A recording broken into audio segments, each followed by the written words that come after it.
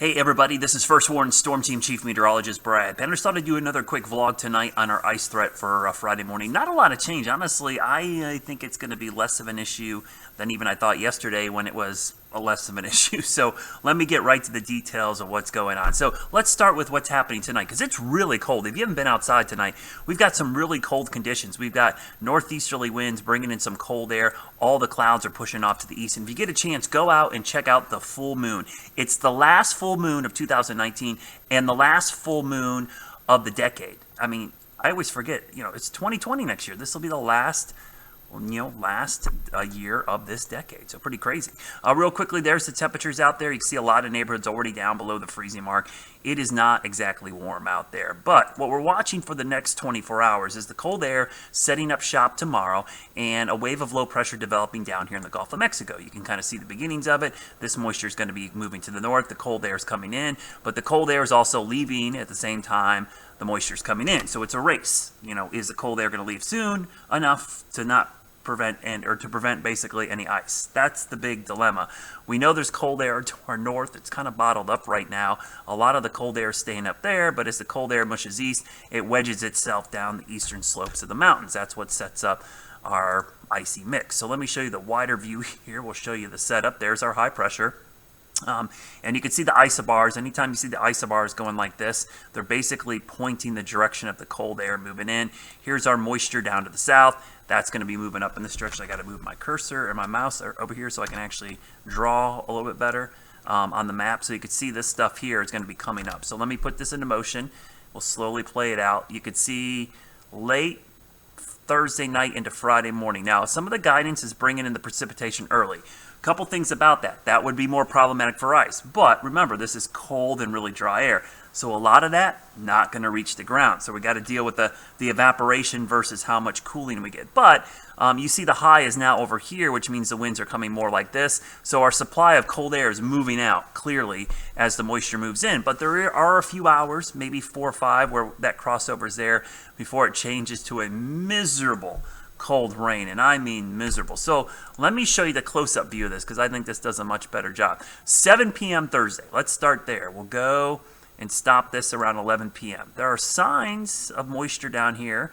Temperatures up in here, certainly flirting with the freezing mark, but down here, yeah, we're in the upper 30s, but we could wet bulb, it's called. Evaporative cooling could cool the atmosphere down at least close to the freezing mark that we get sleet and maybe some freezing rain. Sleet, probably not going to be that big of a deal because as long as temperatures are above freezing, nothing's going to stick to the ground. It's not going to freeze on contact. Remember, freezing rain. The thing about freezing rain is it has to be at freezing at the surface. It is the only winter precipitation where it actually has to be 32 degrees at the ground.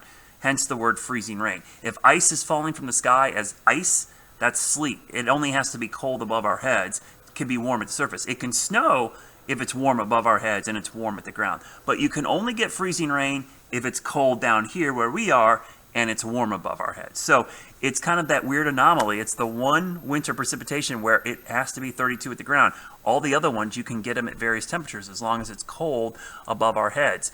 But you can see that freezing rain, sleet mixture changes the rain pretty quickly, even on our future cast, and temperatures are above freezing. So this is why I don't think it's going to be much of an issue. And the fact that it's heavy rain here at times is an indication that the warm air is going to win out because the warm air gets pulled down to the surface. Freezing rain is a self-limiting process, which means it can't go on for a long period of time.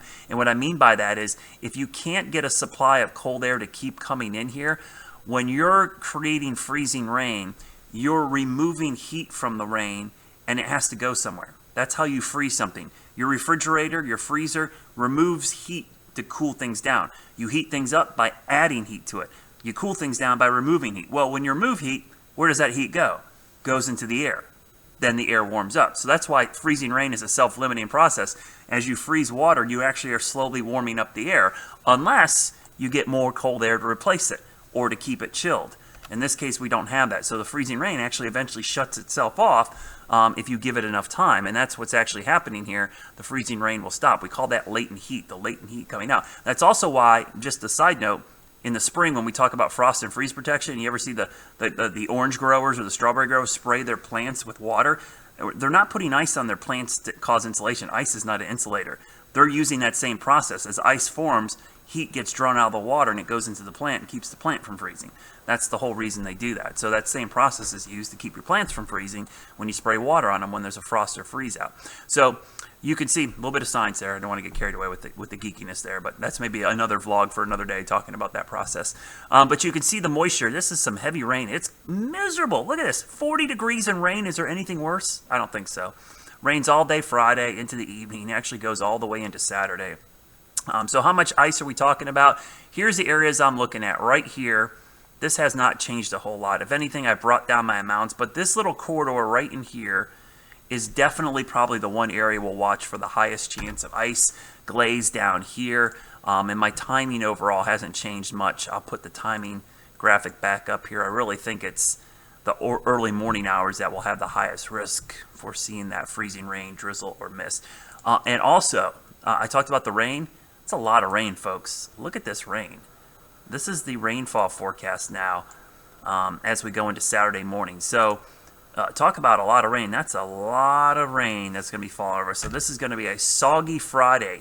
I don't say this often, but Friday's a washout. All day rain, all evening rain, and it's going to be pretty miserable. So that's kind of my thinking right now. I wouldn't be surprised to see winter weather advisories put out at some point tomorrow night into Friday morning. Of course, I will do an update tomorrow. I will do a vlog tomorrow to do an update on this, and it'll be in the morning and not at night. I've also will be on tonight at 11 on NBC Charlotte with an update on this whole situation. So that's the latest on our ice potential. If you can, go outside, check out the moon. 12, 12, 12, folks. That's the cool thing about tonight. It's the 12th month, the 12th day at 12:12 a.m. The moon is completely full. Is that cool or what? Enjoy.